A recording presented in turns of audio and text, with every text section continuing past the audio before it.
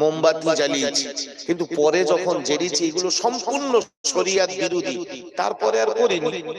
কিন্তু আমাদের সমাজে এইরকম চলছিল, অথচ আমরা জানিনি যে শবে বরাত কাকে বলে।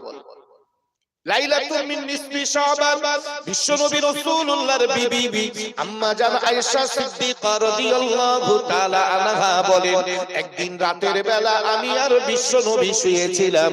হঠাৎ রাতের বেলা দেখি বিশ্বনবী আমার পাশে নাই। আমি এদিক ওদিক নবীজিকে খুঁজতে লাগলাম। আমি মসজিদে নববীর এ কোণা ও কানা দেখতে লাগলাম, নবী কোথায় আছেন, নবী কোথাও পেলাম না। আমি মসজিদ থেকে, আমার ঘর থেকে বাইরে বেরিয়ে আল্লাহর নবী রাসূলুল্লাহকে আমি খুঁজতে লাগলাম। আমি লক্ষ্য করে দেখি আল্লাহর নবী, বিশ্ব নবী, প্রাণের নবী আমার মসজিদ থেকে বেরিয়ে, ঘর থেকে বেরিয়ে গভীর রাতে আল্লাহর নবী রাসূলুল্লাহ হাবিবুল্লাহ নবী আমার জান্নাতুল বাকি কবরস্থানে দাঁড়িয়ে চোখের টপ টপ করে পানি ফেলে নবী আমার কবরবাসীর জন্য দোয়া করছেন। মেয়েদের যেহেতু কবরস্থানে যাওয়া যায় না, তাই আমি তার প্রাণের বিবি আয়েশা, আমি দূর থেকে সেটা লক্ষ্য করলাম। আল্লাহর নবী দীর্ঘ সময় দাঁড়িয়ে দাঁড়িয়ে এই শবে বরাতে আল্লাহর নবী তার আপনজনদের জন্য ওই কবরস্থানে দাঁড়িয়ে দাঁড়িয়ে কাঁদেন। মোনাজাত শেষ করে নবী যখন নিচে নেমে এসেছেন, আম্মা জান আয়েশা বলেন, আমি জিজ্ঞাসা করলাম, ইয়া রাসূলুল্লাহ, ইয়া হাবিবাল্লাহ, এত গভীর রাতে কবরস্থানে আপনাকে কে টেনে নিয়ে গেল? কিসের জালে আপনাকে কবরস্থানে চলে গেল আপনি? ও আল্লাহর নবী, যদি একটু আমাকে শোনান। আম্মা জান আয়েশা বলেন, রাসূলুল্লাহ ওই সময় বলেছিলেন, আয়েশা রে, তুমি কি জানো না আজকে শবে বরাত মানে লাইলাতুম মিন নিসফি শাবান, আজকে শাবান মাসের 14ই দিবাগত রাত। এই রাতে আমার আল্লাহ পাক আল্লাহ তাআলা তার বান্দাদের ভাগ্য নির্ধারণ করে। আগামী 1 বছর বান্দা কি খাবে, কি পড়বে, কতদিন সে বেঁচে থাকবে, কোথায় তার মরণ হবে, কোথায় তার কবর হবে, কবার তার বালা মুসিবত আসবে, কি তার রুজি রোজগার হবে, সব নির্ধারণ করে। তাই এই গভীর রাতে আমার আপনজন যারা দুনিয়া ছেড়ে গহীন কবরে চলে গিয়েছে, তাদের মায়ায় আমি আর ঘুমাতে পারলাম না, আমি আর শুয়ে থাকতে পারলাম না। আমি এসে তাদের জন্য দোয়া করি, আল্লাহ যেন তাদেরকে ক্ষমা করেন। আয়েশা, আজকে রাতটা আমি নবী মুহাম্মদুর রাসূলুল্লাহ আমার কাছে অত্যন্ত গুরুত্বপূর্ণ রাত। সেটা কি? শবে বরাত। কিন্তু আমাদের ছেলেরা অনেকে জানেই না কবে শবে বরাত। হঠাৎ সন্ধ্যেবেলা দেখছে লোকজন সব টুনি মাথাতে যাচ্ছে, চ একটু মসজিদে যাই। সুরও জানে না, কেরাত জানে না, খানিকটা হড়মড় করে কি করে আগে বিশাল রাত জেগেছে। জানতে তো হবে যে আসলে আপনার শবে বরাত কাকে বলে, কেন আপনি যাবেন। আপনার ভাগ্য ঠিক হচ্ছে আজ রাত্রে। কি ভাগ্য? আপনি আগামী 1 বছর কি করবেন সব আল্লাহ ফেরেশতাদের দিয়ে লিপিবদ্ধ করে।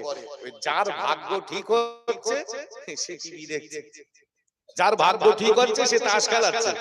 তার ভাগ্যটা কি রকম হবে? তুমি বলছো আল্লাহ বালা মুসিবত দিলি আর কি করব, কিন্তু বালা মুসিবত থেকে বাঁচার জন্য কোনদিন আল্লাহর কাছে ফরিয়াদ করেছো? কোনদিন আল্লাহর কাছে বলেছো? যেদিন তোমার ভাগ্য ঠিক হবে সেদিন তুমি মোবাইলে গেম খেলতে ব্যস্ত, যেদিন তোমার ভাগ্য ঠিক হচ্ছে আর সেদিন তুমি ক্যারাম বোর্ড নিয়ে ব্যস্ত, সেদিন তুমি গান বাজনা নিয়ে ব্যস্ত, সেদিন তুমি জুয়া তাস পাশা নিয়ে ব্যস্ত, আর এদিকে তোমার ভাগ্য ঠিক হচ্ছে। ভাগ্য তো সৌভাগ্য হওয়ার কথা না, দুর্ভাগ্যই হবে তোমার। কে বলেছে? দুনিয়া আল্লাহ বলেছেন রব্বানা আতিনা ফিদ দুনিয়া হাসানা ওয়া ফিল আখিরাতি হাসানা। তুমি আমার কাছে দোয়া করো যে আল্লাহ তুমি আমার দুনিয়ায়ও ভালো দাও আর আখিরাতেও ভালো দাও। ভাই আল্লাহ কি বলেছে দুনিয়ার ভালো চেও না, শুধু আখিরাতের ভালো চাও? তা আল্লাহ তো বলেননি। অর্থাৎ আপনার দুনিয়ায়ও আপনার ছেলে মেয়ে বিবি বাচ্চা নিয়ে একটা সুন্দর শান্তির জীবন, এটাও তো একটা শান্তির দরকার। অনেক মানুষের প্রচুর টাকা আছে কিন্তু মানসিক শান্তি নেই, আবার অনেক মানুষের টাকা নেই কিন্তু মানসিক শান্তি আছে। সে নুন দিয়ে ভাত খায়, পেঁয়াজ দিয়ে ভাত খায়, কিন্তু তাকে জিজ্ঞেস করে ভালো আছে, বলে আলহামদুলিল্লাহ খুব ভালো আছে। আবার অনেক লোক কালিয়া কোফতা বিরিয়ানি বুরহানি খায়, চাচা ভালো আছে, ঝুলে ঘুরে মরছে। কেন বলেন? আসলে তার মানসিক শান্তি নেই। তো এই জন্য আল্লাহ বললেন যে তোমাকে আল্লাহর কাছে এই রাত্রে কাঁদতে হবে যে আল্লাহ তুমি কি করবে সেটা তুমি জানো, তবে আমি তোমার কাছে এই দোয়াটুকু করছি। আজকে শবে বরাত, আজকে লাইলাতুল মিন নিসফি শাবান, শাবান মাসের 14ই দিবাগত রাত। মানুষ কি কি করছে জানি না, তবে আমি তোমার কাছে হাত তুলেছি। আল্লাহ তুমি তোমার নেক বান্দাদের দলভুক্ত করো, তুমি তোমার সৎ বান্দাদের দলভুক্ত করো, তুমি তোমার মহব্বতের মানুষ যে পথে চলেছে সেই পথে আমাকে চালাও। এটা যদি আপনি বলেন তাহলে নিশ্চিত আল্লাহ খুশি হবেন, আপনার ভাগ্যটা সৌভাগ্যে পরিণত হবে। আপনার ভাগ্যটা দুর্ভাগ্যে নয় বরং সৌভাগ্যে পরিণত হবে। কিন্তু আপনি তো শবে বরাত চেনেনই না। আল্লাহর নবী বিশ্বনেতা বিশ্বনবী সরকারে দো আলম নবী আকরাম সাল্লাল্লাহু আলাইহি ওয়াসাল্লাম এই রকম শবে বরাত উপলক্ষে আল্লাহর নবী রাসূলুল্লাহর বিবি আম্মা জান আয়েশা সিদ্দিকা বলেন, আমি রাসূলুল্লাহকে দেখেছি অধিক পরিমাণে আমার বিশ্বনবী কোরআন পড়তেন, তার মাথাটা কোরআনের উপরে ঝুঁকে যেত। আমি আমার নবীকে বললাম, ইয়া রাসূলুল্লাহ আপনি এত কোরআন পড়েন। বিশ্বনবী রাসূলুল্লাহ বলেছিলেন, আয়েশা আয়েশা রে, এটা যে পবিত্র শাবান চাঁদ, এই শাবান চাঁদে যত বেশি কোরআন পড়া যাবে আল্লাহ তার উপরে তত বেশি রাজি হবে। যত বেশি এই মাসে এই চাঁদে কোরআন তেলাওয়াত করবে আল্লাহ সুবহানাহু ওয়া তাআলা তার উপরে তত রাজি হবে। এই মাসে অধিক পরিমাণে কোরআন পড়তে হবে। কিন্তু আফসোস আমরা হুজুর দিয়ে, হাফেজ দিয়ে, ইমাম দিয়ে কোরআন পড়িয়ে নেই, নিজেরা পড়ি না। হ্যাঁ, একদিন আপনি পড়িয়ে নিলেন আলহামদুলিল্লাহ, সেটা একদিন হতে পারে।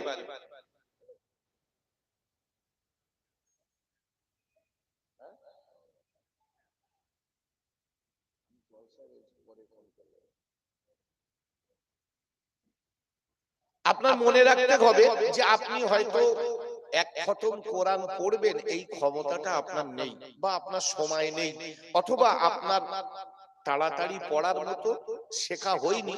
তাই আপনি একটা হাফেজ সাহেব, মাওলানা সাহেব, ইমাম সাহেব, মুয়াজ্জিন সাহেব, একটা হুজুরকে দিয়ে একদিন একটা কোরআন খতমের মজলিস করলেন, কিন্তু বাকি সারা মাস আপনি 10 পারা না পারেন 2 পারাও তো পারবেন।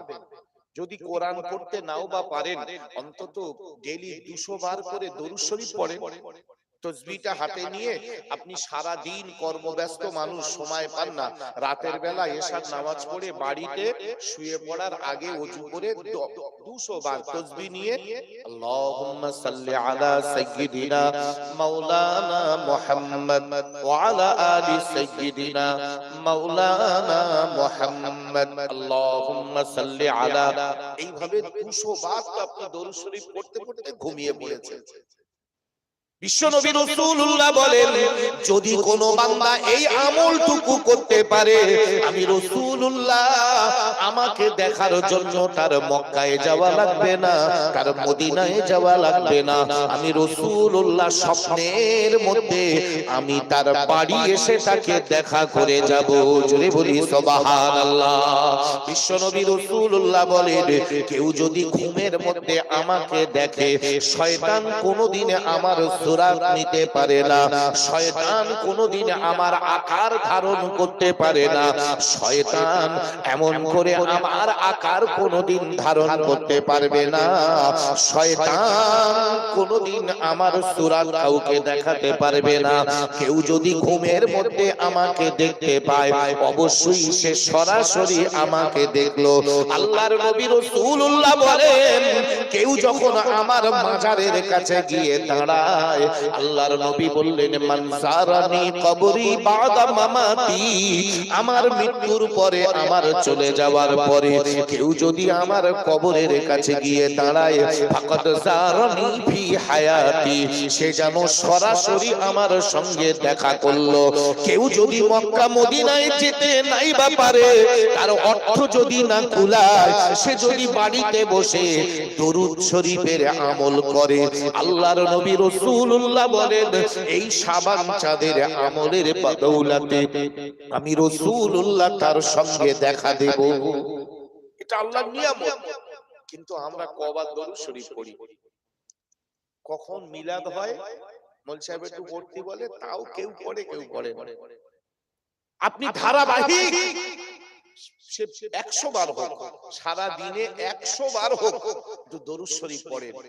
আল্লাহর নবী রাসূলুল্লাহ বলেছেন মান সাল্লা আলাইয়া সালাতান ওয়াহিদা, কেউ যদি একবার নবীর উপরে দরুদ শরীফ পড়ে, আশারা সাওয়াবান, তার আমলনামায় আল্লাহ পাক আল্লাহ তাআলা 10টা নেকি লিখে দেবেন। সকলে বলি সুবহানাল্লাহ।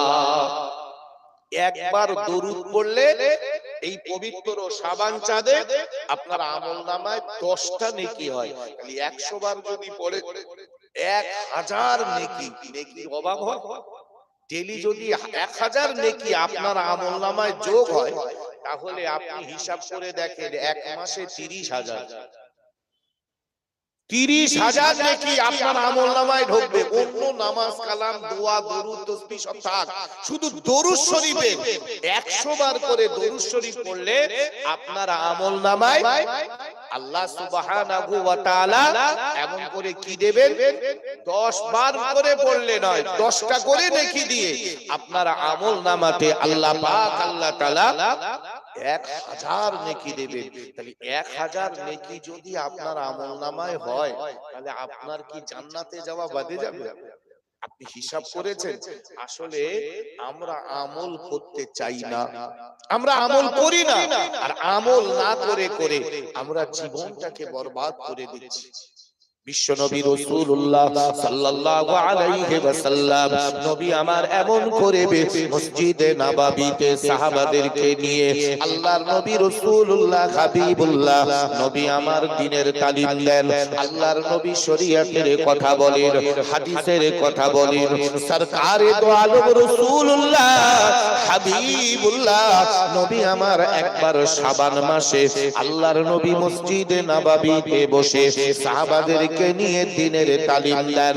এমন সময় আল্লাহর নবী বলেছিলেন ও আমার সাহাবারা, তোমরা শাবান মাসে যদি 3টে রোজা রাখো, আর প্রতি রোজার শেষে সন্ধ্যার সময় যদি নবী পাকের উপরে দরুদ শরীফ পড়ে ইফতার করো, মা তাকদ্দামা মিন যামবিকা ওয়া মা তাআখার, তোমার আগে এবং পরে জীবনের গুনাহ খাতা আল্লাহ maaf করে দেবে।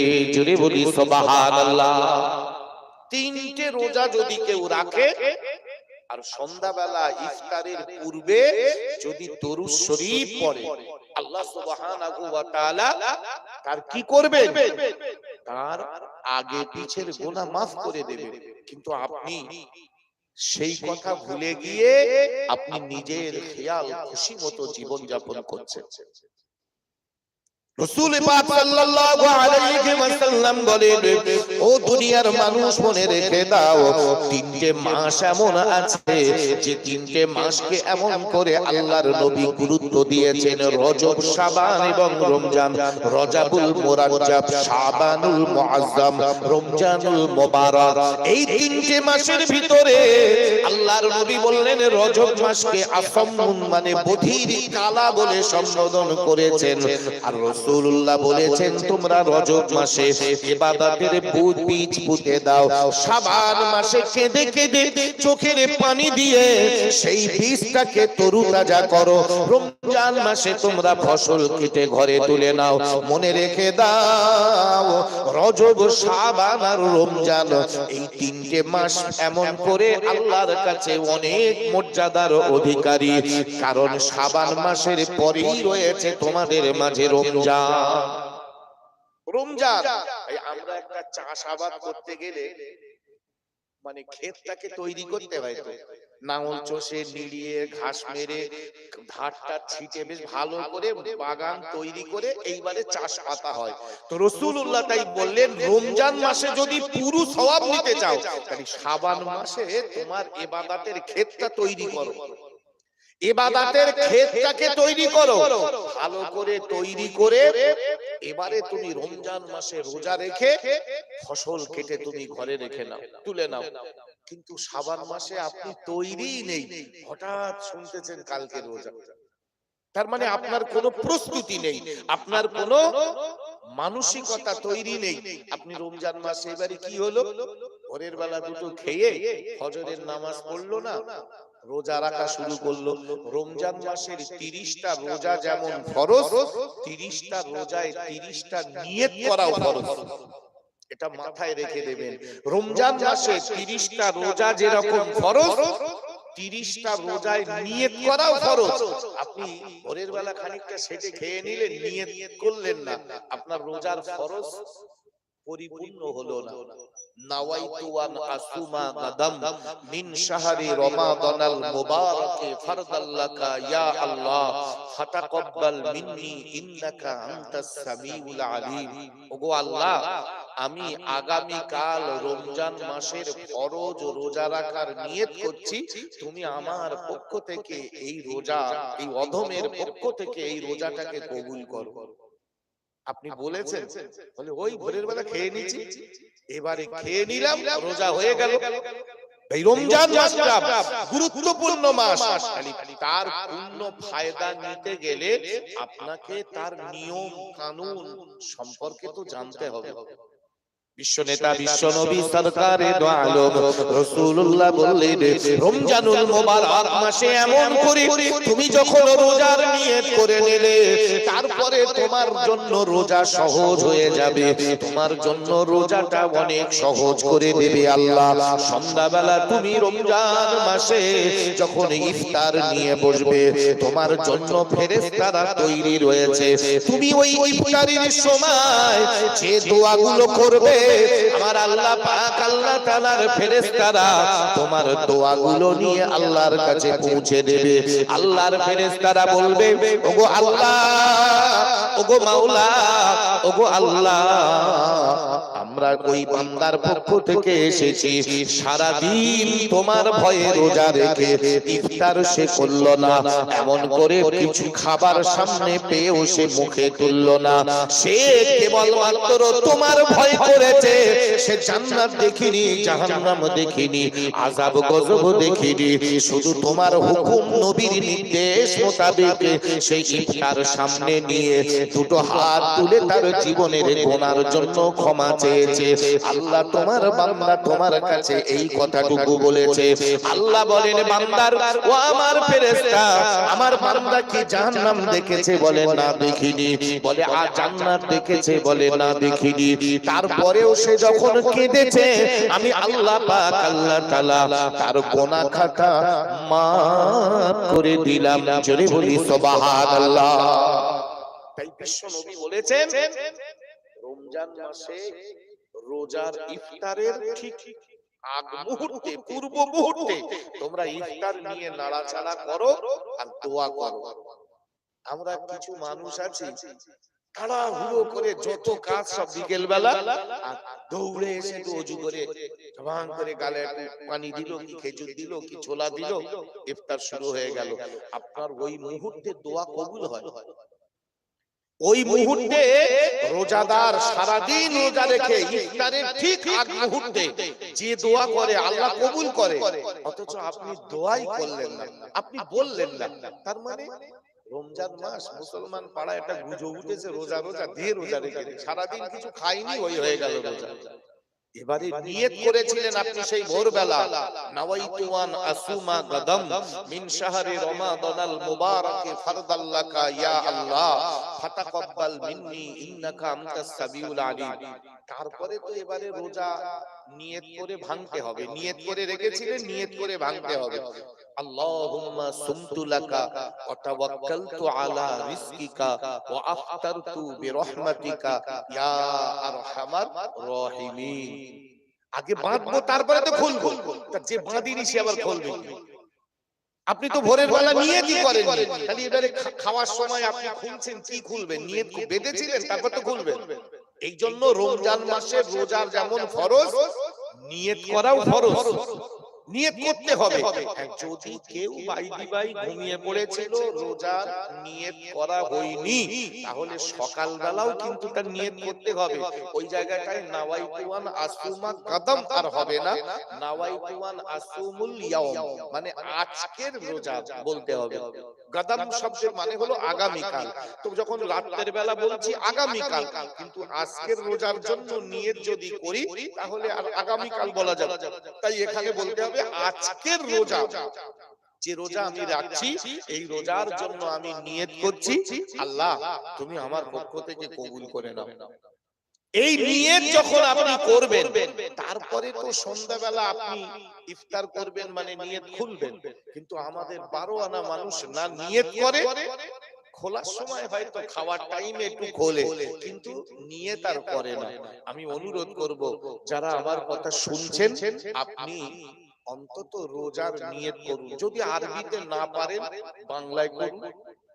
বাংলায় বলুন যে আল্লাহ আমি এই রাতের বেলা শেষ খাবার খাচ্ছি, আর আমি খাবার দাবার খাবো না। আমি নিয়ত করছি আগামী কাল রমজান মাসের ফরজ রোজা রাখা, আল্লাহ তুমি কবুল করো। এরকম বাংলায়ও বলবেন, বলতে হবে, কারণ এটা ফরজ। অধিকাংশ মানুষ রমজান মাসে ফজরের নামাজ পড়ে না। ওই মোটামুটি ভোরের বেলা খেয়ে শুয়ে পড়ে, ফজরের নামাজ অধিকাংশ মানুষ পড়ে না। ভাই এটা চরম অন্যায় এবং গুনাহ। আমি অনুরোধ করব, ফজরের নামাজ এই রমজান মাসে কাজা করবেন না। হ্যাঁ, বেতালে অসাবধানে একদিন আপনার ঘুম ভাঙেনি, হতে পারে, শরীর তো, একদিন আপনি ঘুমিয়ে পড়েছেন, যা ঘুম ভাঙেনি। একদিন হতে পারে, এক মাসে দুদিন হতে পারে, কিন্তু গোটা রমজান মাসে রোজা রাখলেন, একদিনও ফজর পড়লেন না, এই কি ধরনের রোজা?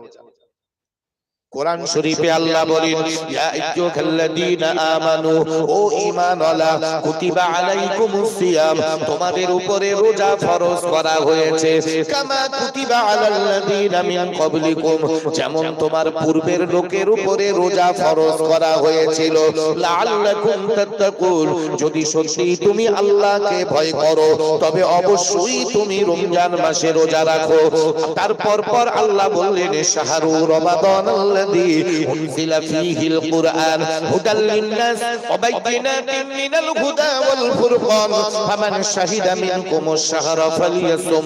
আমার আল্লাহ বলেন, এই পবিত্র রমজানুল মোবারক মাসে আমি আমার প্রাণের নবী, প্রিয় নবীর কাছে আমি কোরআন দিয়েছিলাম। এই কোরআনে এমন করে সঠিক এবং বেঠিক, সত্য এবং মিথ্যার ভেদাভেদ রয়েছে। এটা ঠিক, এটা ভুল, এটা ভালো, এটা মন্দ, এর ভেদাভেদ এই কোরআনের ভিতরে করা আছে। ফামান শাহিদা মিনকুমুশ শাহরা, তোমাদের ভিতরে যারা এই মাসটাকে এমন করে পাবে, এই রমজান মাস যদি তোমরা পেয়ে যাও, ফালিয়াসুমহু, অবশ্যই তোমরা রোজা রাখবে। ওমান কানা মিনকুম মারিদান, তোমাদের ভিতরে কেউ যদি রোগগ্রস্ত হয়, অসুস্থ হয়, এমন করে আও আলা সাফারিন, এবং যদি সে কোনো ভ্রমণে থাকে, তাহলে ফাইদাতুম মিন আইয়ামিন উখর, পরে সেই রোজাগুলো করে দেবে। রমজান মাসে যদি কেউ অসুস্থ হয়, তবে নিজে নিজে বললে হবে না। এই দেখেন, শবে বরাতের পর থেকে কিছু লোক আছে ঘন ঘন ঢেকুর তুলবে, বিশাল গ্যাস, তার মানে ও সিগন্যাল দিচ্ছে রোজা রাখবে না। পরে যেন বলিস নি, চাচা কি হলো? আমি সেই বলতেছিলাম না, গ্যাস। ভাই আল্লাহ কি গোমড়া, কিছু বোঝে না? তোমার এই চালাকি চাতুরতা সব আল্লাহ জানে। তুমি যেরকম আল্লাহর সঙ্গে চালাকি করবে, আল্লাহ তোমাকে দেখাবে জান্নাত আর নিয়ে যাবে জাহান্নামে। আল্লাহ বলবে, ও বান্দা বলবে, আল্লাহ ওই জান্নাত খাওয়ালে, সেই মনে নি ঢেকুর তুললে চালাকি করে, আমিও দেখাবো জান্নাত আর নিয়ে যাব জাহান্নামে। এই জন্য আল্লাহর সঙ্গে চালাকি করা যাবে না। ওয়ামাকারু ওয়ামাকারাল্লাহ, তুমি চালাকি করছো আল্লাহর সঙ্গে, আল্লাহু খায়রুল মাকিরিন, আল্লাহ তোমার থেকে অনেক ভালো চালাক, অনেক চালাকি আল্লাহ জানে। তাই কেউ আল্লাহর সঙ্গে চালাকি করে রমজান মাসে রোজা ছাড়বেন না। হ্যাঁ, যদি রোজা রাখতে রাখতে আপনি মরেও যান, এর থেকে সৌভাগ্য আর কারো আছে? আপনার শহীদের দরজা হয়ে যাবে আপনি রোজা রাখতে রাখতে যদি মরেও যান। আমার মনে আছে, আমি তখন খুব ছোট, তো ছোটবেলায় রোজা করার নেশা, তো রোজা করছি, এখন বিকেলের দিকে এরকম গরমের সময় সে আর হয় না, মানে শুধু কলে কলে গিয়ে মুখি পানি দিচ্ছি। আমার নানিমা ছিল, আমার নানিমা বলছে কচি সন্ধে হয়ে গেছে, বলে আমার ঘরের মধ্যে দিলে দরজা টরজা দে, বলছি কচি এলে খেলে ইফতার কর। আমি বলি এখন আজান দেয়নি, বলে এইটা অন্ধকার হয়ে গেছে। তখন মানে ওই 2:30-3টে বাজে, মানে আর আমি পাচ্ছি না, এবারে কষ্ট হচ্ছে। আমার নানিমা, আল্লাহ জান্নাতি করুক, ঘরের দরজা জানলা সব লাগিয়ে দে, বলে কচি সন্ধে হয়ে গেছে খেয়ে এলে, বলে এসে খাবার টাবার দিচ্ছে। আমি তো খাবো না, বলছি না কচি মানুষ যারা না তাদের জন্য এইরাম এইরাম করে সন্ধে করে ইফতার করতে হয়। সে জোর করে ভুলিয়ে ভালিয়ে খাইয়ে দিচ্ছে। তো সে মনে আছে ভাই, তখন ছোট ছিলাম, তবুও রোজার একটা নেশা সবাই করছে। ভোরের বেলা কিছু বাচ্চা আছে দেখবেন, ভোরের বেলা না ডাকলে সকালবেলা ঠিক আছে আমি রোজা রাখবো, ডাকুনি কেন? ও বাচ্চা বলে আবার একটু বড় হয়ে গেলে এরম করলে হবে না। এই রমজান মাসটা উম্মতে মুহাম্মাদির জন্য নিয়ামত। আর 1 বছর আর পাওয়া যাবে না, 1 বছর আর পাওয়া যাবে না। আপনি মাথা টুকে মরলেও রমজান মাস আবার মাঝখানে আসবে আর আসবে না। তাই রমজান মাসে চালাকি করে রোজাটাকে এড়িয়ে যাবেন না। রমজান মাসে রোজা রাখুন এবং রোজা রাখার সাথে সাথে আপনি মনে করুন এটা আল্লাহর দয়া। বিশ্ব নেতা বিশ্ব নবী সরকারে দো আলম রাসূলুল্লাহ রমজানুল মুবারক মাসে অধিক পরিমাণে কোরআন পড়তে বলেছেন। আল্লাহর নবী রাসূলুল্লাহ বলেন তোমরা রমজান মাসে বেশি বেশি করে কোরআন পড়ো, কারণ এই রমজান মাসে আমার আল্লাহ পাক আল্লাহ তাআলা কোরআন নাজিল করেছিলেন। শাহরু রমাদান আল্লাযী উনজিলা ফীহিল কুরআন, আমার আল্লাহ বলেন এই পবিত্র রমজান মাসে আমার নবীর উপরে আমি কোরআন দিয়েছিলাম। তাই রমজান মাসে আমরা দাঁড়িয়ে দাঁড়িয়ে ইমাম সাহেবকে দিয়ে আমরা এক খতম কোরআন তেলাওয়াত তারাবির মাধ্যমে শুনি, এটা সুন্নতে মুআক্কাদা। রমজান মাসে এই তারাবি নামাজে কোরআন দাঁড়িয়ে দাঁড়িয়ে শোনা হয়, কারণ এই রমজান মাসেই তো কোরআন এসেছিল। ভাই অন্য কোন মাসে আমরা তারাবি পড়ি, মন চেয়েছে মানে একটু তারাবি পড়ে দেখে হবে? রমজান মাসের জন্য খাস তারাবি এবং কোরআন শুনতে শুনতে سيقول السفهاء من الناس ما ولاهم عن قبلتهم التي كانوا عليها قل لله المشرق والمغرب يهدي من يشاء إلى صراط مستقيم الله أكبر। এইভাবে তারাবি পড়া হয়, এক এক রাকাতে টোটাল তারাবি 1-1.5 ঘন্টা ধরে পড়া হয়।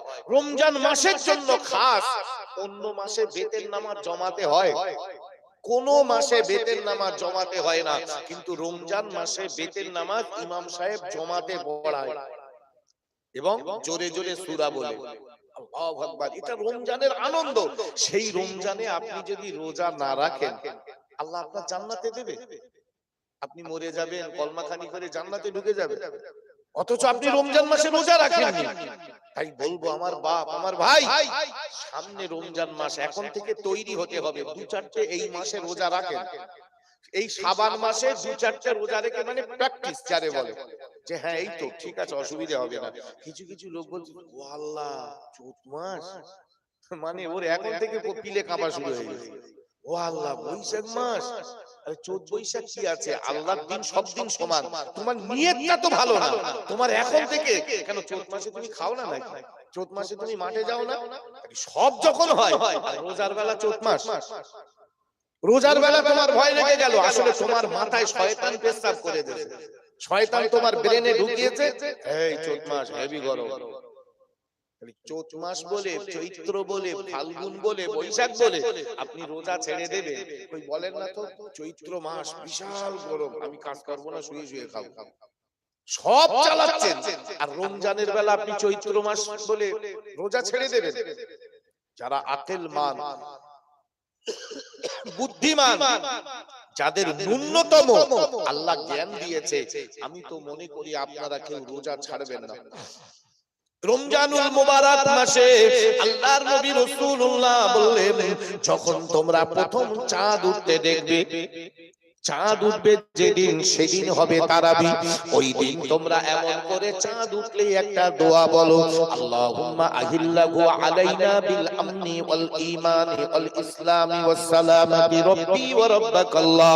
এমন করে ওই সুন্দর চাঁদ দেখে তুমি আল্লাহর কাছে দোয়া করো, আল্লাহ রমজানের চাঁদ আমাদের মাথার উপরে, আল্লাহ তুমি এই রমজান মাসটা আমার জন্য বরকতের করে দাও, এই রমজান মাসটা তুমি আমার জন্য শান্তির করে দাও, এই রমজান মাসটা তুমি আমার জন্য মঙ্গলের করে দাও, আমার জন্য সহজ করে দাও, এই রমজান মাসটা তুমি আমার জন্য মঙ্গলময় করে দাও। এই চাঁদ দেখেই দোয়া করতে হবে। কিন্তু আমরা কি করি, চাঁদ একটার সময় দেখি, এই ঈদের নামাজ পড়বো, ওই টাইম আল্লাহ এই চাঁদ উঠেছে মানে আর ভালো লাগে না খাবো, আর ভালো লাগে না খাবো। কিন্তু চাঁদ দেখতে হবে, রমজানের চাঁদ দেখতে হবে। আপনার খেয়াল করুন, কবে রমজান মাসের চাঁদ উঠবে সেদিন আপনি এরকম করে দেখে দেখে এই দোয়াটা পড়ুন। যদি জানা না থাকে ইমাম সাহেবের কাছ থেকে জেনে নেন যে হুজুর একটুখানি আমাদের ওই চাঁদ দেখার দোয়াটা বলে দেন না। তাতে কি হবে, আপনার জন্য রমজান মাসটা সহজ হয়ে যাবে। রমজান মাসে সব মালের দাম বেড়ে যাবে। দেখবেন এখন আপনি ছোলা কিনতে যান, যে টাকায় পাবেন, রমজান মাসে ছোলার দাম বাড়বে, রমজান মাসে ফলের দাম বেড়ে যাবে, রমজান মাসে প্রত্যেকটা মালের দাম রমজান মাসে বেড়ে যায়। যদি বলেন এই আমাদের রোজা রেখে দাম বেড়ে যাচ্ছে, আসলে কি বলেন তো, রমজান মাসে মানুষের চাহিদা বেড়ে যায়, সব ফসলের চাহিদা মানে সব ফলের চাহিদা বেড়ে যায়।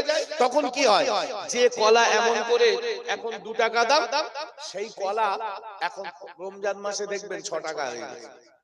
যে কলা এখন 2 টাকা, সেই কলা রমজান মাসে 6 টাকা হয়ে যাচ্ছে।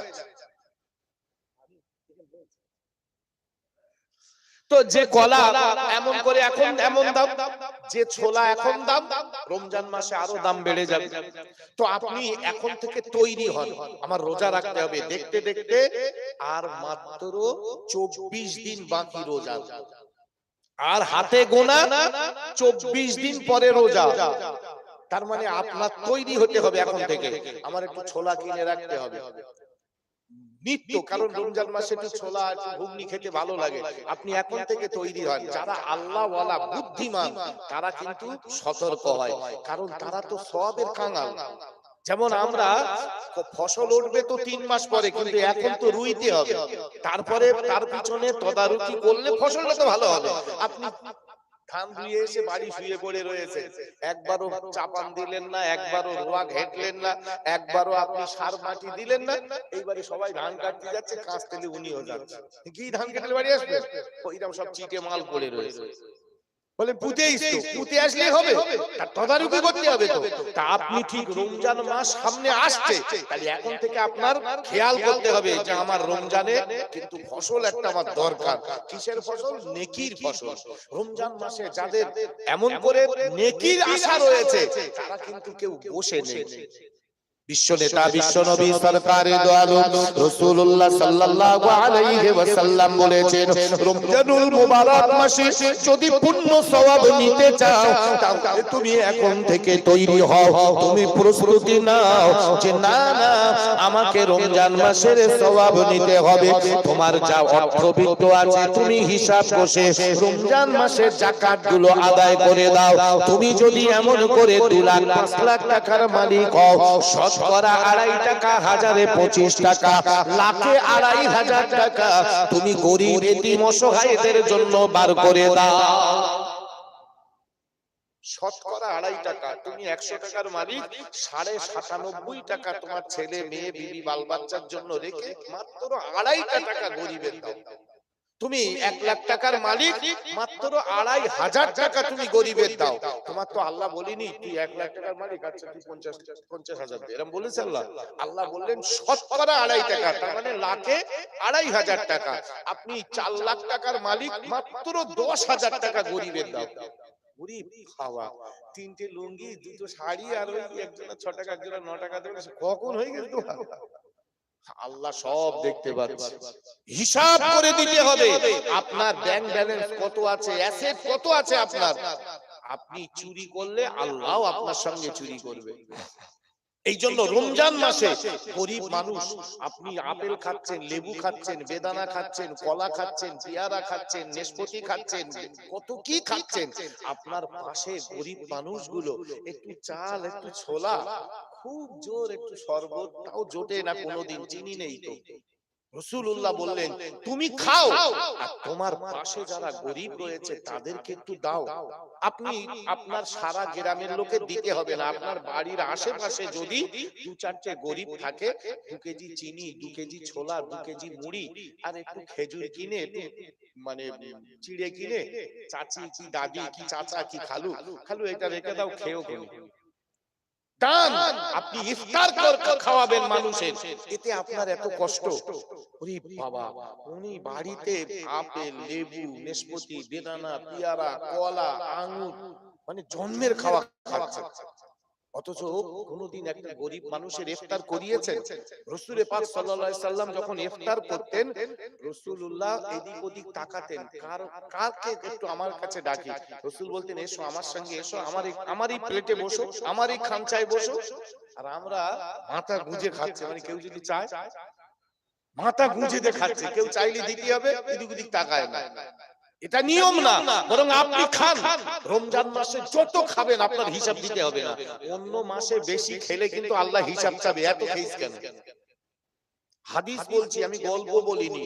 রাসূলুল্লাহ বলেছেন অন্য মাসে আপনি সংসারে যদি 10 টাকায় হয়ে যায়, আপনি যদি 50 টাকা খরচ করেন, আল্লাহ ওই 40 টাকার হিসাব চাবে যে তোমার 10 টাকায় হয়ে যায়, তুমি এত বাড়তি খরচ করলে কেন, ফজল খরচ করলে কেন। কিন্তু রমজান মাসে আপনি এক এক জায়গায় 1000 করেন, আল্লাহ একবারও হিসাব চাবে না। যদি বলি সুবহানাল্লাহ। বিশ্ব নবী বলেছেন যে রমজান মাসে তোমরা খাও, অনেক খাও, কিন্তু দিয়ে খাও, খাও অনেক, দিয়ে খাও। তোমার পাশেবর্তী কার ইফতার হয় না, কে গরিব আছে, এই গরমের সময় তোমার আল্লাহ পয়সা দিয়েছে, তুমি ফ্রিজ কিনে রেখেছো, তোমার ফ্রিজে পানি ভর্তি, পাশের বাড়ির এক গরিব মানুষ একটা বোতলে পানি দিয়ে বলছে চাচা তোমাদের এই কি রয়েছে ওইতে একটু দেবে। ও জানেও না ফ্রিজ কারে বলে, গরিব মানুষ, মূর্খ মানুষ। তুমি কি বলছো? জানি না, একদম জানি না। তার মানে কি আমি কলজে ভরে খাবো, তুই ওকে যা খাইস মরগে যা, এটা করা যাবে না। আপনি খান, আল্লাহ নিষেধ করেনি, কিন্তু আপনি দিয়ে খান, আরেকজনকে দিয়ে খান। হ্যাঁ, আপনি যেমন খাচ্ছেন আরেকজনকে একটু দেন, এটা রমজান মাসের ফজিলত। রাসূলুল্লাহ বলেছেন তুমি যদি একজনকে ইফতার করাতে পারো, আল্লাহ পাক আল্লাহ তাআলা কাল কিয়ামতে ময়দানে মাহশারে হাসরের মাঠে আরশের ছায়াতলে তোমার স্থান দিয়ে দেবে। যেদিন মানুষের মাথার উপরে সূর্য নেমে আসবে, মানুষের ঘেনুগুলো ফুটে যাবে, কাল মুখে তার ঘেনু বেরিয়ে যাবে, মানুষ চিৎকার করবে। ওই সময় আমার আল্লাহ পাক আল্লাহ তাআলা তোমাকে ওই রোজাদারদের ইফতার করানোর বদৌলতে আল্লাহ তার আরশের ছায়াতলে তোমাকে স্থান দেবে। যদি বলি সুবহানাল্লাহ। এই জন্য রমজান মাসে আপনি খান, আর আপনার সারা গ্রামের লোকের ক্ষমতা নেই দোয়া। এখন সারা গ্রামের লোক যদি গরিব হয়, আপনি আপনার যা পয়সা আপনি দিতে পারবেন না, আপনি দুজনার দেন, পাঁচজনার দেন, আবার আরেকজনা আছে। সবাই যদি এইরকম ভাবি, তাহলে দেখবেন কেউ কারুর আর দিতে হবে না। এই জন্য মক্কা মদিনায় ভাই কেউ ভিক্ষা করলে ওরা রেগে যায়, ভিক্ষা করলে রেগে যায়, ওরা পুলিশ তাড়া দেয়। যদি কোনো ভিক্ষুক দেখতে পায় না, পুলিশ একদম তার সঙ্গে সঙ্গে তার অ্যারেস্ট করবে। ভিক্ষা করা ওখানে হারাম, ভিক্ষা করতে দেবে না ওরা। কিন্তু কেন? সরকার বলছে তোমার অভাব, তুমি সরকারের কাছে চাও না, দিয়ে দেবে সরকার, তুমি ভিক্ষা করছো কেন? ঠিক আমরা যদি এই রকম যাকাত গুলো সঠিকভাবে আমরা আদায় করি, ভাই মুসলমানদের মধ্যে গরিব থাকবে না। বিশ্বাস রাখুন, যাকাত যদি আদায় করা হয়, আমরা কোটি কোটি টাকার মালিক, আর রমজান মাসে যাকাত দিচ্ছে কেউ ওই 500-700 টাকা দিয়ে বলে সব হয়ে গেছে। আল্লাহু আকবার, যাকাতটা হিসাব করে দিতে হবে। এটা হচ্ছে আপনার মালের ময়লা। আপনি যদি দেখেন সারা বছর খেয়ে পরে আপনার দেনা দুনি দিয়ে আপনার ছেলে মেয়ে বিবি বাচ্চা সব ভরণ পোষণ করে আপনার ব্যাংকে 4 লাখ টাকা জমা রয়েছে, আপনি জমাতে পেরেছেন, অসুবিধে নেই। আপনার ওই 4 লাখ টাকায় যাকাত হবে কত? 10,000 টাকা। লাখে যদি 2,500 হয়, 4 লাখে 10,000 টাকা। আপনার ব্যাংকে 8 লাখ টাকা রয়েছে, আপনি জমিয়েছেন। আপনার অ্যাসেট যদি 8 লাখ টাকা হয়, তাহলে 20,000 টাকা আপনার যাকাত দিতে হবে। ওরে বাবা, 15-16টা রোজা হলি হুজুর ফেতরা কত? ফেতরা কত মানে 35 টাকা। তো খুব খোঁজ লাগে, যাকাতের খোঁজ নাও না তো। হুজুর আমার ব্যাংকে এই 13 লাখ টাকা রয়েছে, কত যাকাত হবে? বাবা, ওই মাল বলে জীবনে ও বলবে না, শুধু ফেতরা কত, ফেতরা কত, মাথা খারাপ করে দেবে। তার মানে ওই 35-40 টাকা ভাঙ করে দুটো তিনটে দিয়ে দেবো। আবার একজন এসে বলছে হুজুর ভেঙে দেওয়া যাবে, আমি কি ভাঙবে? তাহলে ফেতরা, আমি হ্যাঁ তুমি কুটি কুটি করো না। তার মানে কি ওর দুটো ফেতরা একটু বেশি দেবে, সে ওর কলজের থেকে ওঠে না, তাই ওই ভাঙবে। আমি ভাঙতে না, তুই কুটি কুটি কর। মানে 1 টাকা করে দিলি, অনেক লোকের দোয়া হয়েছে। আবার দুই একজনা হয়তো ফকির আসে, কি একটা মাদ্রাসার মানে ছেলে পেলে বিল নিয়ে এসেছে, একটা মাদ্রাসার চাঁদা দিতে এসে, সে ফেতরা দোয়া হয়ে গেছে। কখন দোয়া হয়ে গেছে, এখন আবার এসে। তাহলে তোমার না হয় 3টে ছেলে 2টো মেয়ে, 5 জন, তোমরা 2 জন, 7 জন, 7টা ফেতরা দোয়া হয়ে গেল। একজন এসে তুমি ফেতরা 10টা টাকা তো দিতে পারবে, ওর গায়ে পানি ফেলতে দেবে না, মানে কখন ফেতরা দোয়া হয়ে গেছে, ও আর দেবে না। ভাই মনে রাখুন, এগুলো করব না আমরা। রমজান মাসটাকে যত বেশি দান সদকা করে আপনি ব্যবহার করবেন, আপনার জন্য তত লাভ। দিও কিঞ্চিত, করো না বঞ্চিত। ইফতার করান, যাকাত দেন, ফিতরা দেন, সদকা করেন। ঈদের সময় আপনার ছেলে মেয়ের জামা কিনতেই তো চলে গেল 5,000 টাকা, অথচ আপনার হুঁশ নেই। আপনার পাশে একটা গরিব ফ্যামিলি রয়েছে, গরিব বাড়ি রয়েছে, তারা তাদের বাচ্চাদের জামা কিনতে পারেনি। তাহলে আপনি তাদেরকে বাচ্চাগুলোরে ডেকে নিয়ে দেখছি আয় চল দিন, ওই চল চল আমাদের বাজারে চল, এই এর একটা জামা দাও দিন, এই কচিটার একটা ফুল একটা প্যান্ট দাও, একটা গেঞ্জি দাও, আর এই কচিটার একটা জামা দাও। বিল হলো কত? 300, 350, 400 টাকা। তুমি তোমার ছেলের 5,000 টাকা তোমার ছেলে মেয়ের খরচ করেছো, আর পাশের বাড়ির একটা গরিব 2টো বাচ্চার জামা কাপড় দেবে 400 টাকা। এইটা তোমার কলজে থেকে ওঠে না? তুমি জান্নাতে যাবে। রমজান মাস মনে রাখুন, এই জন্যই তো এসেছে রমজান মাস, আনন্দ ভাগ করে নেওয়ার মাস। বিশ্বনেতা বিশ্বনবী সরকারে দো আলম রাসূলুল্লাহ হাবিবুল্লাহ এই ঈদের দিনে ঈদের নামাজ পড়তে ময়দানে যাবে। একটা বাচ্চা এমন করে বসে রয়েছে, কান্নাকাটি করছে। আল্লাহর নবী রাসূলুল্লাহ বললেন, কাঁদো কেন বাবা, কি হয়েছে? না না, তার নতুন কাপড় হয়নি। আল্লাহর নবী কোলে নিয়ে নবী আমার বাড়ি গেলেন, তার গোসল করিয়ে ভালো কাপড় পরিয়ে বললেন, কেঁদো না বাবা, কেঁদো না। আয়েশা যদি তোমার মা হয়, ফাতেমা যদি তোমার বোন হয়, তাহলে তোমার এর পরেও কি দুঃখ ঘুচবে না? ওই কথা শুনে ওই বাচ্চা আনন্দে মাতোয়ারা হয়ে গেল। তার নাম ছিল জায়েদ, তার বাপের নাম ছিল হারিস। বিশ্বনবী রাসূলুল্লাহর মায়া মমতায় ওই জায়েদ আমার নবীকে বাপ হিসেবে পেয়ে গেল। পরে তার আব্বা নিতে এসেছিল, কিন্তু জায়েদ আর কোনোদিন বাড়ি যায়নি। তাই আল্লাহর নবীর 7টা সন্তানের সঙ্গে এই জায়েদ বিন হারিসকেও আল্লাহর নবী লালন পালন করে পোষা ছেলের স্বীকৃতি দিয়েছিলেন যে এটাও আমার সন্তান, তবে আমার পেটের সন্তান না, এটা আমার পোষা সন্তান। নবীর কি সন্তানের অভাব ছিল? আমার নবী তো 7টা সন্তানের বাপ। উম্মে কুলসুম, রুকাইয়া, যায়েনাব, ফাতেমা, 4টে মেয়ে 3টে ছেলে। তারপরেও ঈদের দিনের একটা বাচ্চার কান্না দেখে নবী নতুন কাপড় পরিয়ে বলেছিল, তুমিও আমার ছেলের মতো। জায়েদ বিন হারিস সে মরণের আগ পর্যন্ত আমার নবীর সঙ্গে ছিলেন, বাড়ি যাই নাই। আর নবীও তাকে পোষা ছেলের স্বীকৃতি দিয়েছিলেন।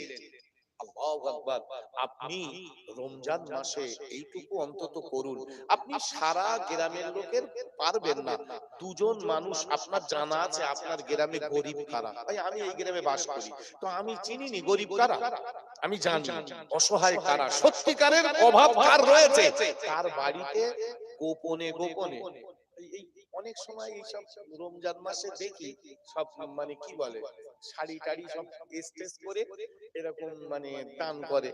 আমার এটা মনের থেকে খুব খারাপ লাগে ভাই, গরিব হলেও প্রত্যেকের একটা সম্মান আছে, একটা ইজ্জতের ব্যাপার আছে। তো ওই গরিব মানুষটা অভাবের তাড়নায় গিয়ে হয়তো দাঁড়ায় একটা শাড়ির জন্য, কারো তো একটা গরিব হলেও তার তো একটা মান সম্মান আছে, তার তো একটা ইজ্জত আছে। ভাই আমি 10 টাকা দান করব, আমি যদি গোপনে তার বাড়ি গিয়ে দিয়ে আসি, আমার কি লোক দেখালির দরকার? এই পাড়ার মানুষ এই দেখো আমি না 10 টাকা দিচ্ছি, এটা কি দরকার?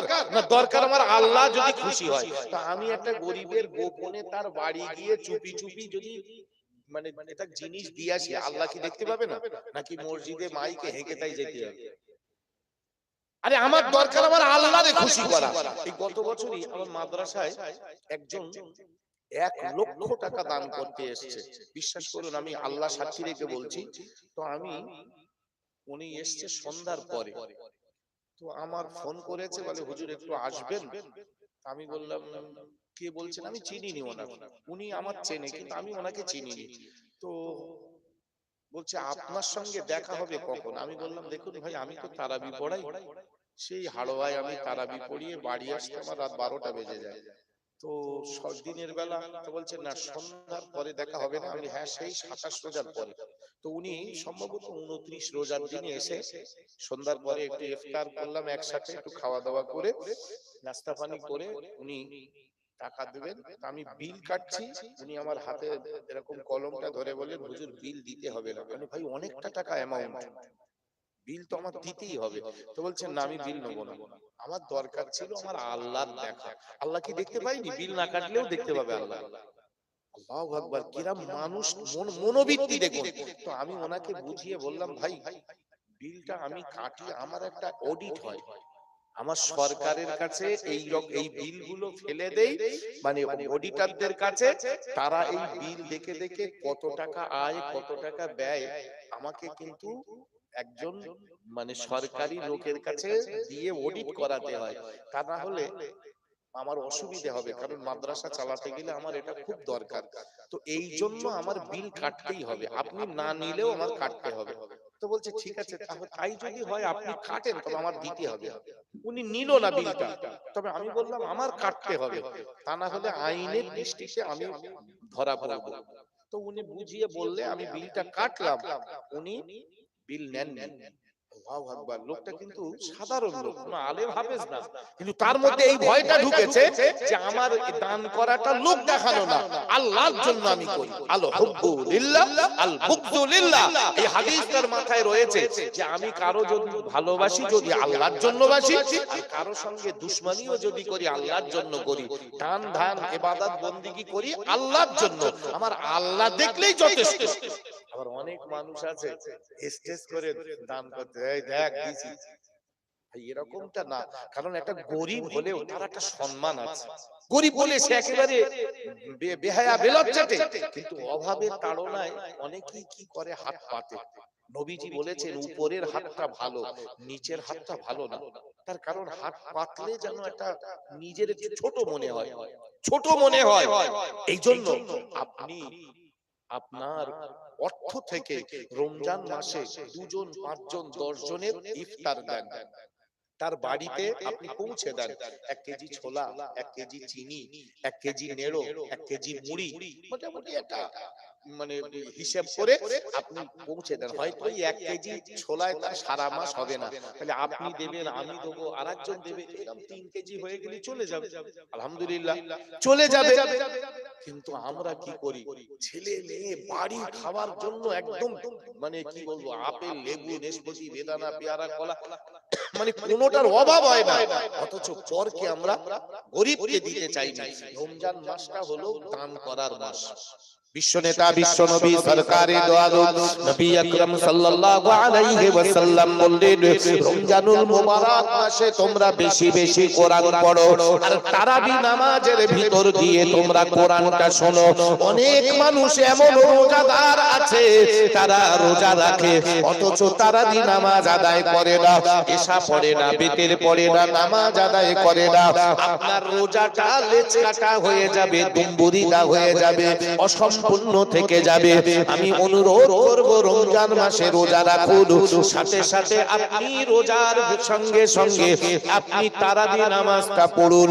যদিও এটা সুন্নতে মুআক্কাদা, কিন্তু এই তারাবি নামাজে দাঁড়িয়ে দাঁড়িয়ে কোরআন শুনলে আপনার দিল নরম হয়ে যাবে, আপনার কলিজা ঠান্ডা হয়ে যাবে।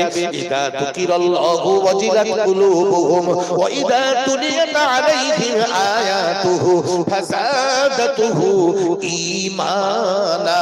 আমার আল্লাহ বলেন, যখন কেউ কোরআন পড়ে বা কোরআন শোনে, তার ঈমানটা তত মজবুত হয়। যত বেশি কোরআন পড়বে, যত বেশি কোরআন শুনবে, ফাযাদাতুহু ঈমানা, আল্লাহ তার ঈমানটাকে তত মজবুত করে দেয়। কোরআন শুনলে, কোরআন পড়লে আপনার ঈমান মজবুত হয়। তাহলে সেই কোরআন রমজান মাসে আপনি রাতের বেলা একটু শুনবেন না? এদিকে তারাবি হচ্ছে, জওয়ান যুবক সারাদিন রোজা রেখেছে, ইফতার করে কেউ ক্যারাম বোর্ড খেলাচ্ছে, কেউ ক্লাবে তাস খেলাচ্ছে, কেউ বা আড্ডা আর কি মারছে, দোকানে বসে বসে গল্প গুজব করে করে রাত্রির বেলা আবার দুটো সেটে খেয়ে রোজা রেখে দিচ্ছে। হ্যাঁ, তোমার যদি কষ্ট হয়, আমরা ছোটবেলা আগে দেখেছি সন্ধ্যাবেলা মানুষ ভাত খেত, এখন তো আর খায় না। তখন ইফতার যা হোক একটু চাল ছোলা দিয়ে ইফতার করে সারাদিন কাজ কাম করতো, পরের জন দিত, কষ্টের কাজ। ইফতার করেই একটু বেশ ভাত খেয়ে একটু বেশ কাট হতো, তারপরে আবার তারাবি পড়ে তারপরে আবার। কিন্তু এখন অধিকাংশ মানুষ তারাবি পড়ে দুটো ভাত খেয়ে শুয়ে পড়ে, সন্ধ্যাবেলা আর ভাত খায় খুব কম লোক, খুব কম। আল্লাহু আকবার। আমার নিজের চোখে দেখা মেজলা হুজুর পীর কিবলা রাহমাতুল্লাহ আলাইহির ওখানে আমি একবার ইফতার করি, তখন আমি মাদ্রাসায় পড়ি, ছোট আমি। তো মেজলা হুজুর কিবলা এরকম সন্ধ্যাবেলা ইফতারের পরে দেখি পানি দেওয়া ভাত খাচ্ছে, আমার নিজের চোখে দেখা। একজন হাফেজ সাহেব ওখানে থাকতেন, মানে আমি ঘটনাক্রমে সেদিন ওখানে ছিলাম। তো মেজলা হুজুর কিবলা দেখি এরকম পানি দিয়ে অল্প ভাত, এরকম পানি দিয়ে এরকম করে লবণ দিয়ে এরকম করলে এরকম করে খাচ্ছে, মানে ইফতারের একদম নামাজ পড়ি। তো বলছে এটা খুব ভালো লাগে, এটা খাবারটা খুব ভালো। আল্লাহু আকবার। তো ইফতারের পরে একটু খানা খেয়ে একটু নাস্তা করে আপনি তারাবি নামাজটা আদায় করুন। একদিন ঘুমিয়ে পড়েছে, হয়নি, হতে পারে দুদিন হয়নি, হতে পারে, কিন্তু গোটা রোজার মাসে রোজা করলো, একটাও তারাবি করলো না। এই কি রকম? অথচ ওই টাইমটাই যদি আপনি ঘুমিয়ে থাকেন তাও বি আচ্ছা, কিন্তু আপনি তো চার দোকানে আড্ডা মারছেন, আপনি তো বাজারে আড্ডা মারছেন, আপনি তো তাসের আড্ডায় রয়েছেন, জুয়ার আড্ডায় রয়েছেন, কেরামের আড্ডায় রয়েছেন, তাহলে আপনি তারাবিটা বললেন না, আর আল্লাহ আপনার খুশি হয়ে জান্নাতে দেবেন? এটা তো হবে না বাবা, এটা হবে না। তাই আমি অনুরোধ করব, রোজার গুরুত্বটা বুঝুন, রমজান মাসের গুরুত্ব মর্যাদাটাকে বুঝুন, তবে তো আপনি সওয়াব পাবেন। একটু দরুদ শরীফ পড়ি। আল্লাহুম্মা সাল্লি আলা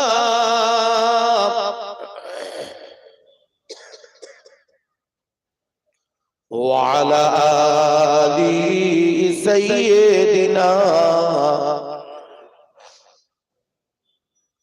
আমার নবী বিশ্ব নবী নূরের মতো চমক দেয়, মুচকে হাসি হাসলে পরে চাঁদের আলো হার মানায়।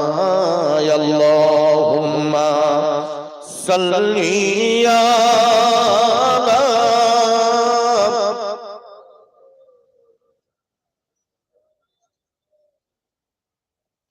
وعلى آل سيدنا। আলহামদুলিল্লাহ, আল্লাহ শুকরিয়া। আমি আমার বক্তৃতার শুরু থেকেই শবে বরাত আর রমজান এই দুটো সাবজেক্টের উপরে, যেহেতু একদম আমাদের মাথা পুরো এই দুটো জিনিস সামনে রয়েছে, আমি বোঝাতে চাচ্ছিলাম যে শবে বরাতটা কি। আশা করি আপনারা যারা শুনেছেন শবে বরাত সম্পর্কে একটু বুঝেছেন। শবে বরাত মানে আমাদেরকে আল্লাহর সান্নিধ্য অর্জন করার একটা সুযোগ। শবে বরাত মানে শুধু বাজি ফোটাবো আর হালুয়া খাবো না, এটা মাথায় রাখুন। এই শাবান মাস এটা বরকতের মাস। এই মাসে আপনি অধিক পরিমাণে তওবা ইস্তেগফার করুন, অধিক পরিমাণে তওবা পড়ুন, ইস্তেগফার করুন। আস্তাগফিরুল্লাহ রাব্বি মিন কুল্লি যামবি ওয়া আতুবু ইলাইহি লা হাওলা ওয়ালা কুওয়াতা ইল্লা বিল্লাহিল আলিয়্যিল আযীম। এই ইস্তেগফার অধিক পরিমাণে আপনি পড়ুন আর নিজের গুনাহের কথা মনে করে আল্লাহর কাছে ক্ষমা চান। এক। 2 নাম্বার, আপনি এই মাসে দান সাদকা করুন, কিছু সাদকা করে দেন, কিছু দান করে দেন, লাভ কি হবে? কোরআন শরীফে আল্লাহ বলেন, ইন্নাল হাসানাতি ইযহিবনাস সাইয়্যাত যালিকা যিকরা লিয-যাকিরিন। আমার আল্লাহ বলেন ভালো কাজ খারাপ কাজটাকে নষ্ট করে দেয়। ইন্নাল হাসানাত, নিশ্চয়ই ভালো কাজ, ইযহিবনাস সাইয়্যাত, ওই খারাপ কাজটাকে এমন করে ঢেকে দেয়, পর্দা করে দেয়। যালিকা যিকরা লিয-যাকিরিন, এ ওয়াজ নসিহত তাদের জন্য যারা এমন করে আল্লাহকে নিয়ে চিন্তা ভাবনা করে, যারা পরকাল নিয়ে চিন্তা ভাবনা করে, যারা জাকিরিন, এমন করে গবেষক চিন্তান্বিত, এমন করে তাদেরই দেখাবে যারা সত্যিকারের এগুলো নিয়ে ভাবনা চিন্তা করে। ইন্নাল হাসানাত ইযহিবনাস সাইয়্যাত, ভালো কাজ খারাপ কাজটাকে নষ্ট করে দেয়। তো আপনার জীবনে অনেক হয়তো ভুল ভ্রান্তি থাকতে পারে, তাহলে এমন একটা ভালো কাজ করুন যেন ওই খারাপ কাজের উপরে পর্দা পড়ে যায়, খারাপ কাজটা যেন ঢেকে যায়। কিন্তু আপনি তো তা করতে পারেন না। এই শাবান মাসটাই তো করার সুযোগ ছিল, কারণ রমজান মাসে ফসল কাটার মাস, তখন কি আর তেল সার দিলে হবে না? আপনার এখন বেশ দিয়ে রাখতে হবে, এখন থেকে তরু তাজার জন্য সেটা করতে হবে। যদি আপনার পক্ষ থেকে একটা ভালো কাজ হয়, আল্লাহ বলছেন মান জাআ বিল হাসানাতি ফালাহু আশরু আমসালিহা, আপনার পক্ষ থেকে যদি একটাও কোনো ভালো কাজ আল্লাহর দরবারে গ্রহণ হয়, আল্লাহ বলেন আমি তার একটা নেকি দেব না। মান জাআ বিল হাসানাতি, যেমন বললেন মান আমিলা সলিহাম মিন যাকারিন আও উনসা ওয়া হুয়া মুমিনুন ফালানুহিয়ান্নাহু হায়াতান তাইয়্যিবা। আল্লাহ বললেন মান জাআ বিল হাসানাতি ফালাহু আশরু আমসালিহা, যদি তোমার পক্ষ থেকে কোনো হাসানা মানে কোনো ভালো কাজ হয়, আল্লাহ বলেন ফালাহু আশরু আমসালিহা, আমি তার 10 গুণ বাড়িয়ে দেব। তুমি করেছো একটা, আমি আল্লাহ 10 গুণ করে দেব। ওমান জাআ বিস সাইয়্যাতি, আর যদি তোমার পক্ষ থেকে কোনো গুনাহ হয়, ওমান জাআ বিস সাইয়্যাতি, যদি কোনো গুনাহ হয়, ফালা ইজুজা ইল্লা মিসলাহা, একেবারে যতটুকু হবে ততটুকুই, গুনাহ বাড়ে না, কিন্তু নেকিতে আল্লাহ 10 গুণ বাড়ায়। অপর জায়গায় কোরআনে আল্লাহ বলেন মান আমিলা সলিহাম মিন যাকারিন আও উনসা ওয়া হুয়া মুমিনুন ফালানুহিয়ান্নাহু হায়াতান তাইয়্যিবা। কোন মানুষ, সে নারী হোক বা পুরুষ হোক, মান আমিলা সলিহান, কোন মানুষ কোন ব্যক্তি যদি কোন আমালে সলিহ করে, মিন যাকারিন আও উনসা, সে নারী হোক কিংবা সে পুরুষ হোক, ওয়া হুয়া মুমিনুন, এই অবস্থায় যে সে মুমিন, তাহলে আল্লাহ তাকে উপহার দেয়। কি উপহার দেয়? ফালানুহিয়ান্নাহু হায়াতান তাইয়্যিবা, দুনিয়ার জীবনে আল্লাহ তার উত্তম জীবন দান করেন। যদি বলি সুবহানাল্লাহ। তাহলে আপনি যদি কোনো ভালো কাজ করেন, ভালো মানে মান আমিলা সলিহান, আমালে সলিহ, আমালে সলিহ মানে আল্লাহর সন্তুষ্টির জন্য যদি কোনো আমল আপনি করেন, সেটা নারী হতে পারে, মিন যাকারিন আও উনসা মানে সেটা নারী হতে পারে অথবা পুরুষ, যে কেউ করতে পারে। ওহুয়া মুমিনুন, এই অবস্থায় যে আপনি মুমিন, কোন কাফের করলে হবে না, কোন বেঈমান করলে হবে না, কোন মুশরিক করলে হবে না, সে যদি ঈমানওয়ালা হয়, ঈমানদার হয়, তাহলে আল্লাহ বললেন আমি তোমাকে একটা উপহার দেব। কি?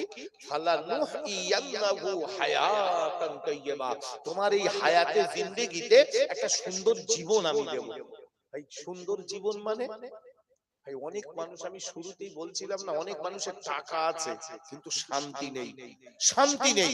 আবার কিছু মানুষের দেখেন খাওয়া পড়া ঘর বাড়ি খুব ভালো নেই কিন্তু খুব শান্তিতে রয়েছে। পাশাপাশি দুটো বাড়ি, একটা চারতলা বাড়ি আর একটা কুঁড়ে ঘর, চারতলা বাড়িওয়ালা চারতলা বাড়ি করেছে সুদ ঘুষ খেয়ে, মানে পরের মেরে ধরে চালাকি চিটিংবাজি ফেরেববাজি করে ওইরকম চারতলা বাড়ি করে খাটের উপরে এসি ঘরে আরাম করে ঘুমাচ্ছে।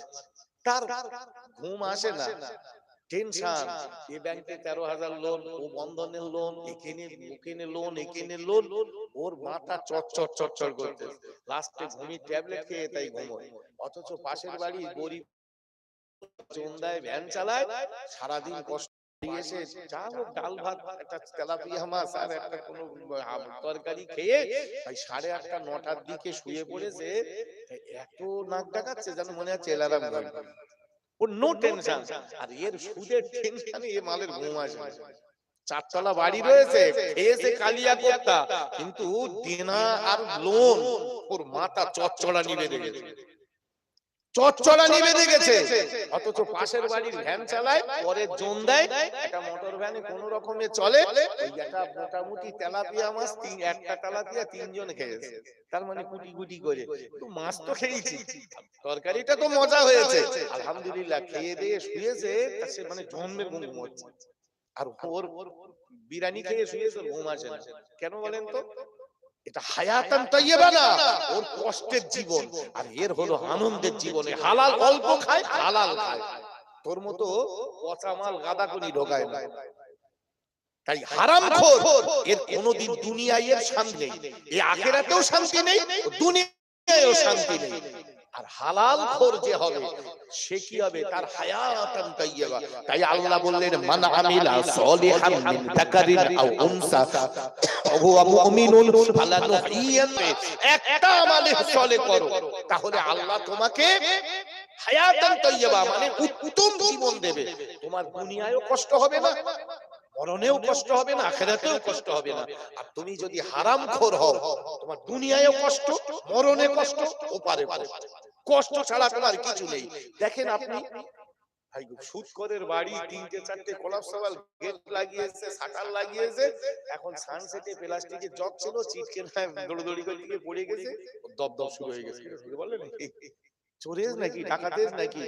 অথচ বেড়ার দরজা দড়ি দিয়ে বেঁধে পাশের গরিব লোক শুয়ে রয়েছে, 10 টাকা বেঁচেছে, গিন্নি বলেছে আসলে বেঁধে পিঠের তলায় দিয়ে শো। ওর কোনো আরেঞ্জ সেকশন নেই, ওর কোনো বাক্সও নেই, ওই রকম 10 টাকা 20 টাকা নিয়ে আসলে বেঁধে পিঠের তলায় দিয়ে, মানে চোর এসে টানলি যেন ঘুম ভেঙে যায়। ও ঘুমোচ্ছে বেড়ার দরজা দড়ি দিয়ে বেঁধে, ওর কোনো টেনশন নেই, ও আরামের ঘুম ঘুমাচ্ছে। অথচ সুদখোর 14টা তালা দিয়ে ওর সন্দেহ ঘষে না, মাল ঢুকলে না কি খড়খড় করতেছ কেন? শান্তি নেই তো, হারামে শান্তি নেই, সুখ আছে, সুখ আর শান্তি আলাদা। ভাই সুখ কি? গোশ দিয়ে ভাত খেয়েছে, এটা সুখ, মানে আরাম করে খাটে শোচ্ছে, এটা সুখ, এসি লাগিয়ে রেখেছে, এটা সুখ। আর শান্তি হলো কি? অন্তরে, অন্তরের সঙ্গে শান্তির সম্পর্ক এখানের সঙ্গে, আর সুখের সম্পর্ক বাহ্যিক। এই জন্য সুখ আর শান্তি আলাদা। সুখ তাদের যারা দুনিয়াদার। তাই হারাম টাকায় খাটে শোয়ার থেকে হালাল টাকায় চেটায় শোয়া অনেক ভালো, কারণ এতে শান্তি আছে। হারাম টাকায় খাটে শোয়ার থেকে হালাল টাকায় চেটায় শোয়া অনেক উত্তম। সেই জন্য আমি আমার ভাইজান,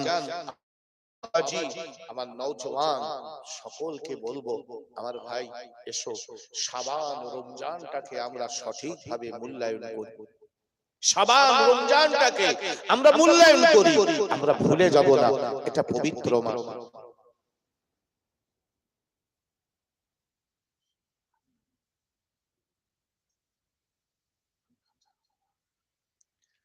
তো আমি সেই জন্য বলবো, আমার ভাইজান, আমার নওজওয়ান, আমার যুবক, যারা জলসা দিয়েছেন, যারা জলসা শুনছেন, যে যেখান থেকেই শোনেন না কেন, আমি বোঝাতে চেয়েছি মূলত শাবান আর রমজান এই দুটো মাসের আমার যতটুকু জ্ঞান বিবেক বুদ্ধিতে এলমে কুলিয়েছে, আমি তার উপরে ভিত্তি করে আলোচনা করেছি।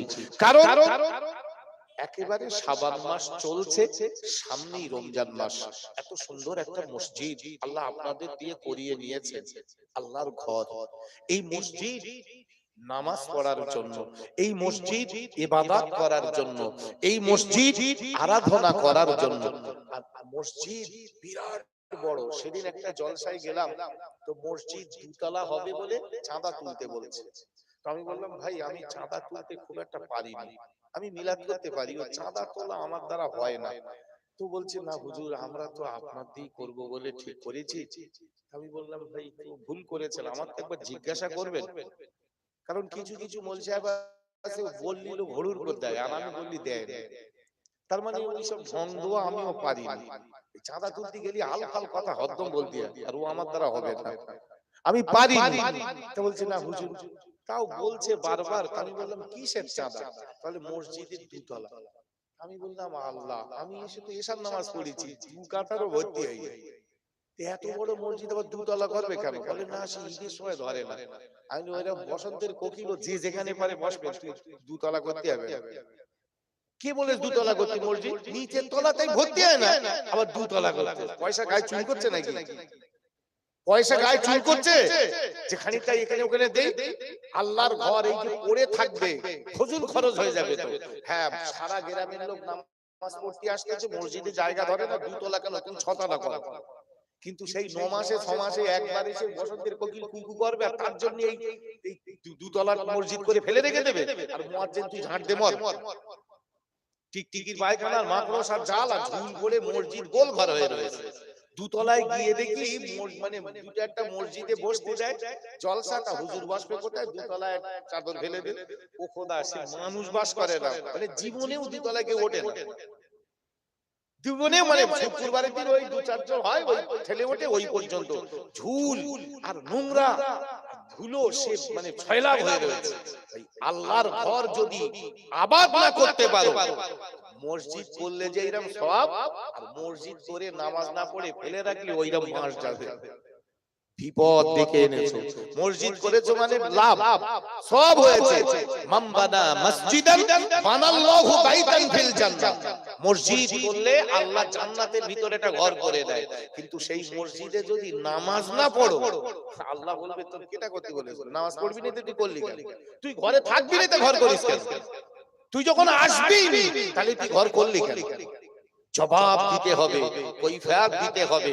আমি অনুরোধ করব, একদম কি বলে, নিজের এলাকা বলি, বাড়ির কাছে বলি, ছেঁচে বলি, মনে রাখুন, এত সুন্দর পরিবেশেও যদি আপনি নামাজ না পড়েন, আপনি যদি সেই মসজিদে দিল না জুড়তে পারেন, এই সব বেকার।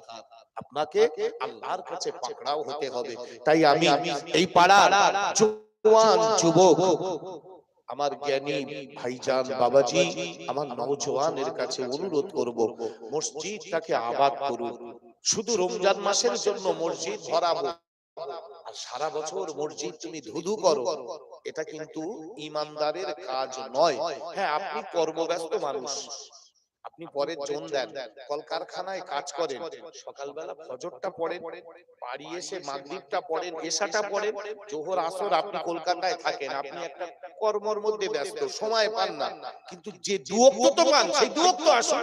নবীজি বলেছেন, বাড়ির কাছে মসজিদ জমাতের করার সুযোগ থাকার পরে যারা জমাতে না এসে বাড়ি নামাজ পড়বে, তাদের নামাজ হবে কিনা সন্দেহ।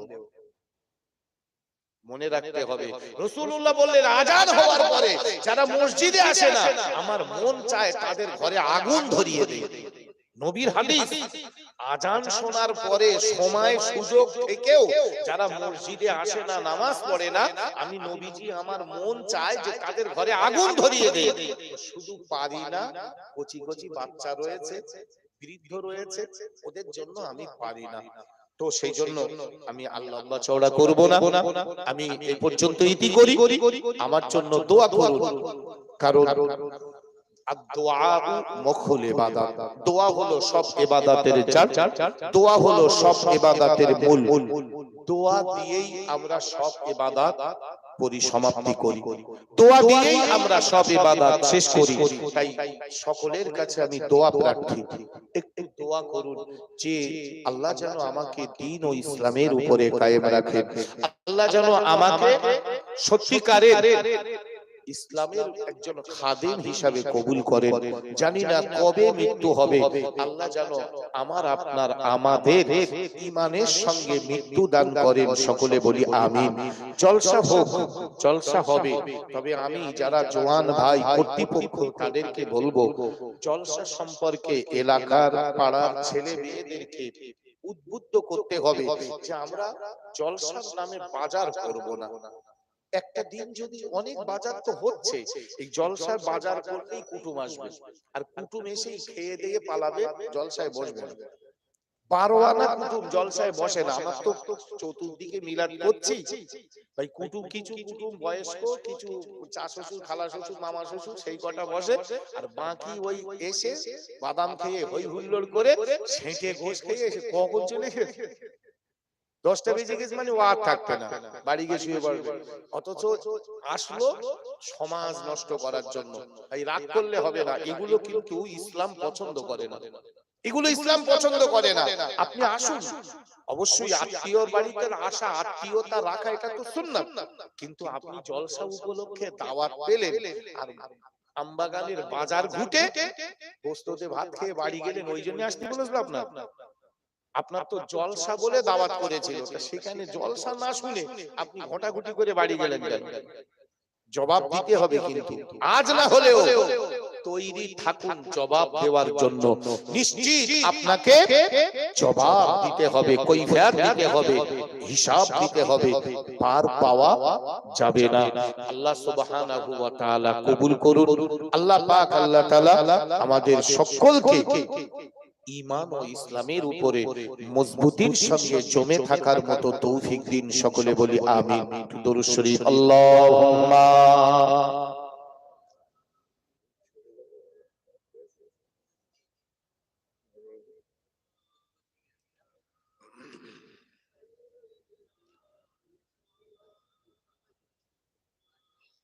নবীর নামে যার দিল ভাই, এ জগতে কাঁদে না। নবীর নামে যার দিল ভাই, এ জগতে কাঁদে না। রোজ হাসরে সেই জন যে নবীর দেখা পাবে না। আল্লাহুম্মা সাল্লি আলা সাইয়্যিদিনা মাওলানা মুহাম্মদ ওয়া আলা আলি সাইয়্যিদিনা মাওলানা মুহাম্মদ। আলহামদুলিল্লাহ, আল্লাহর শুকরিয়া। এই জলসা উপলক্ষে দরুদ শরীফ পড়া হয়। এই দরুদ শরীফ গুলো আমরা অনেকে পড়ি, আর অনেকে চুপ করে থাকি, মনে করছে ও পড়ছে হয়ে যাচ্ছে। এই একবার দরুদ শরীফ পড়লে তো 10টা নেকি। মান সাল্লা আলাইহি সালাতান ওয়াহিদা, এক মর্তবা একবার যদি কেউ দরুদ পাক তেলাওয়াত করে, আল্লাহ তার 10টা নেকি লিখে দেবে। তো এই সুযোগ থাকার পরেও যদি আপনি চুপ করে থাকেন, হ্যাঁ আওয়াজ করা না করা এটা পরের কথা, কিন্তু পড়বেন তো। অনেকেই জোরে আওয়াজ করে, অনেকে হয়তো তার গলার আওয়াজ কম। অনেক মাওলানা সাহেব বলে ভাই জোরে জোরে বলুন।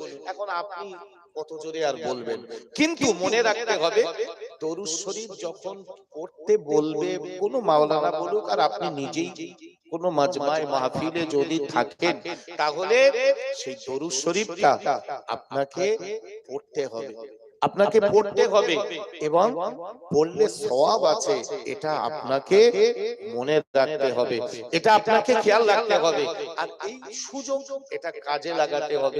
সেজন্য আমরা দরুদ শরীফ যখন পড়বো, আলহামদুলিল্লাহ, আল্লাহ শুকরিয়া, আমরা একটু গাল নেড়ে আওয়াজ করে পড়বো, যাতে করে আমার ওই নেকির হকদার আমি বানতে পারি, যে নেকির কথা আমার বিশ্ব নবী রাসূলুল্লাহ বলেছেন। ইনশাআল্লাহ আল্লাহ